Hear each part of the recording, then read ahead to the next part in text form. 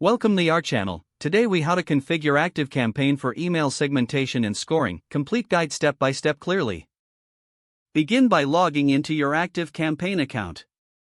Once you're logged in, navigate to the Lists section on the left sidebar. Create a new list if you don't have one already by clicking on the Add a List button.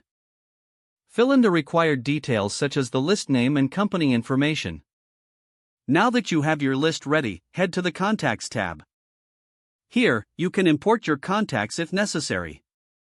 Click on the Import button and follow the prompts to upload your contacts.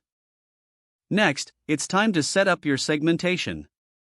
Go to the Segmentation option under the Contacts tab. Click on Segmentation and then click Add Segment. Choose the criteria for your segment from the drop-down options. You can filter by contact fields, engagement levels, and more. After selecting your criteria, name your segment for easy identification.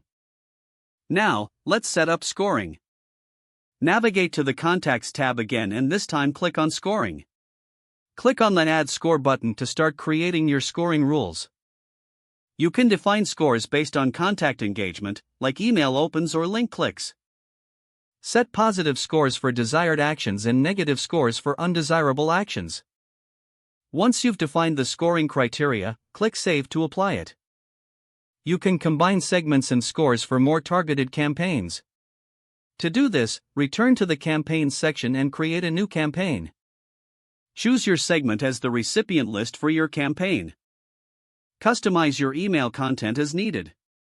Now, schedule or send your campaign to reach your segmented audience. Monitor the performance through the Analytics section post-campaign. Adjust your segmentation and scoring criteria based on the data you gather. By refining these elements, you can improve your email targeting strategy effectively. If the page does not load, refresh the browser or try again in a private or incognito window. Make sure you are using the correct email address, then retype it carefully to avoid small typos.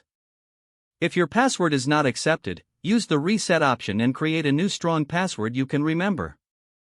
Don't forget to like this video and subscribe to our channel for more step-by-step tech guides.